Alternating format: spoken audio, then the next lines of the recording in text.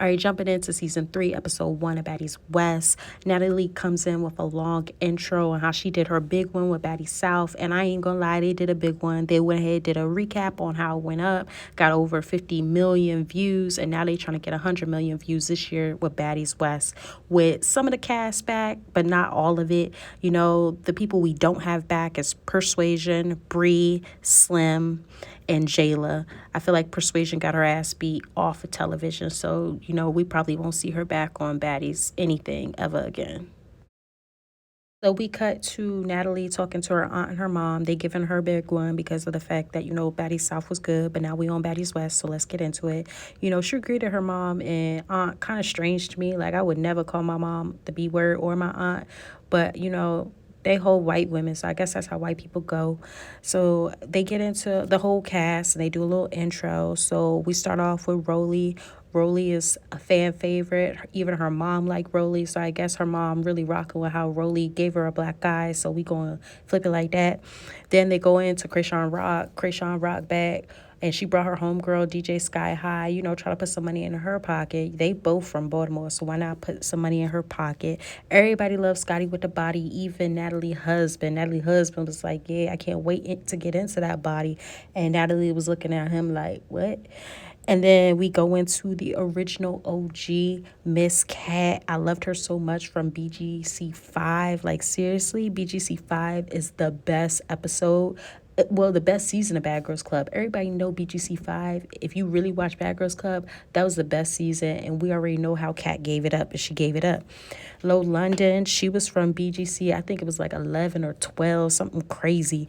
And she was on there kicking homegirl upside her head. So we already know Low London is honestly the prettiest girl on this cast. Like, I just want to say it right now. She is the most beautiful woman on this cast. I can't even hold it back of how gorgeous she is.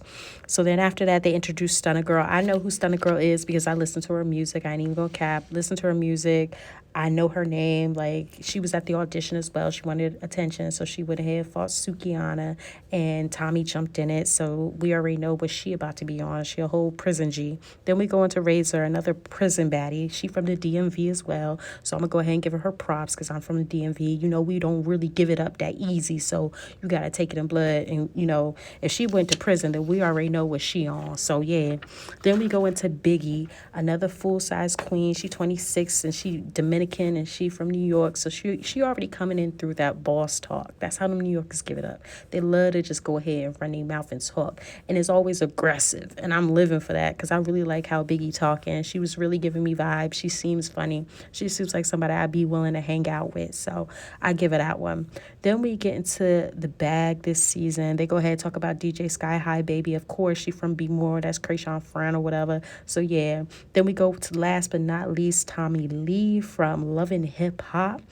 You know, she's the original jail baddie, the prison baddie. So we already know how Tommie give it up. She be talking real crazy, real reckless, like, yeah, yeah, yeah. So we already know what Tommie on. And I can't wait to see how these girls give it up. So now we about to cut to the intro. Let me tell you about a badass bitch, yeah. Little freak, like to twerk that shit, yeah. The way she move make you wanna spin, yeah. Come on, baby, throw it back again, yeah. Throw it back, throw it back, throw it back, throw it back. Now let me tell you about her badass friends, yeah.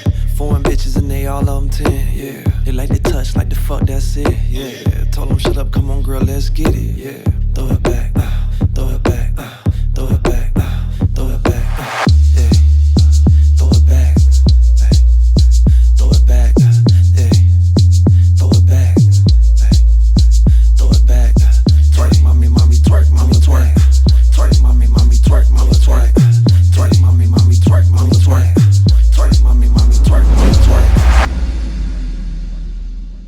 So jumping into Stunna Girl versus Tommie.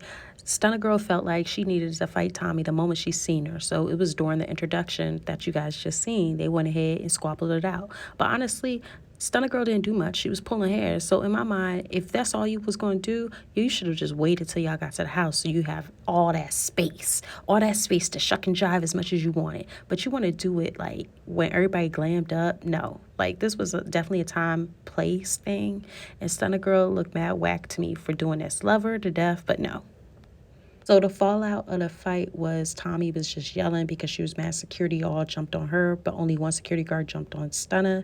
And all the cast was mad because of the fact that they all had to go home after the fight. They couldn't do their shoot. So you just see how girls switch up. Hopefully, I hope I get to see how the girls switch up towards the end, but it was funny. Tommie made it comical, whatever. So the next day, the girls meet up to go to the sprinter. Krayshawn don't show up, Tommie don't show up, and then Stunner Girl show up late. Like she's the last person to get in the sprinter, and she got an attitude. So I already knew it was going to be like a Stunner Girl versus somebody because the way she hopped in that sprinter, it was like she didn't really even want to be surrounded with those girls. So I was already peeping like how it went. And you already know how women are. They get catty. So, yeah. There was a moment in a sprinter where Lo was really speaking truth. She was just basically saying that Krayshawn not being a team player. They all showed up. They all left their businesses to be on the show just for a better opportunity. And Krayshawn just kind of acting like they on her platform when really it's a group platform. And she kind of being a little weird. I ain't even going to hold you. Like she getting a little high off her britches because she got her own solo show. So I'm just like, you know, everybody on this show, be a team sport at least if you can. But we already know how Krayshawn is. She already like a big baby, so we gotta let her have that one. But I kind of feel like, dang, like Lo was really speaking facts. If we all a part of this show, everybody need to show up. We ain't doing favorites. There was a moment where Razor wanted to do a shot to all the new girls, and Stunna had the stankiest face. But why was Scotty shotting with them? Go ahead and watch this. I want to give a shot to the new girls because I love all y'all that was on the show before, but it's our season.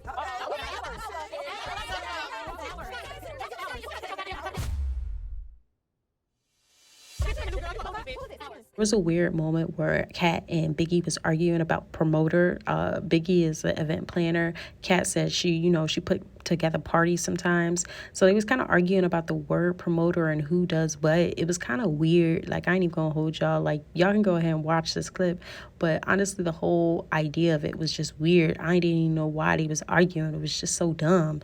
I'm just like, come on now. Like, come on.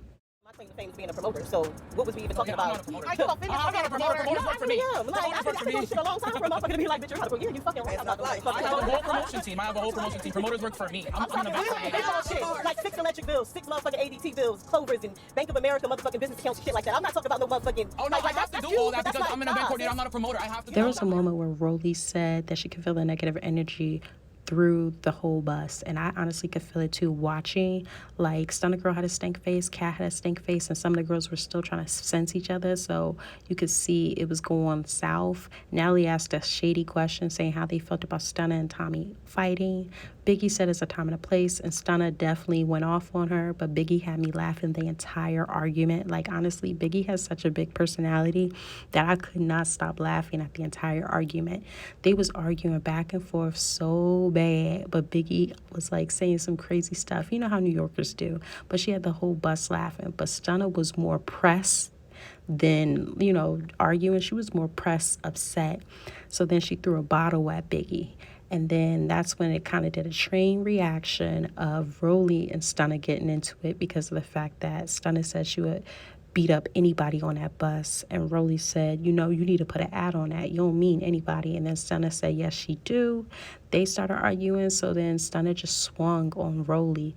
And I just thought that was crazy. But we ain't going to see how the fight goes until the next episode. So what you guys think? You think Natalie got a banger on her hand this week? Like, I really feel it. I can't wait until next week to see how the fallout went. Because honestly, Biggie had me rolling. I feel she's going to be a whole character this season. All the girls are definitely a good fit for this season. So I'm excited, honestly. So, check me out. Make sure you like, subscribe, comment.